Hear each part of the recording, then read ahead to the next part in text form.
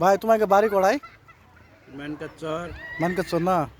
তুমি এতে কার কার বাইক বেড়াই বেড়াচ্ছিলে? এটা হচ্ছে শ্বশুর বাড়ি। তারপরে কার বাইক যাচ্ছ? তারপর 2 নম্বর ভাইরার বাড়ি। আচ্ছা, তো জায়গাটা কিরম লাগছে কত ও ভাই? ভাই, জায়গাটা তো অসাধারণ।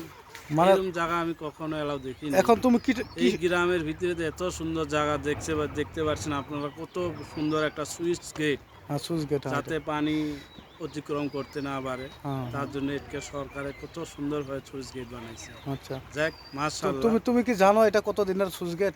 ভাই এটা জানি।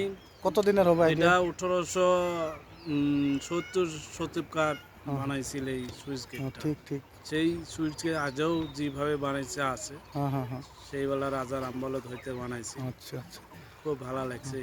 জায়গাটা কি? জায়গাটা একদম অসাধারণ জায়গা। হ্যাঁ জায়গাটা। এখানকার মানুষও খুব ভালো মানুষ।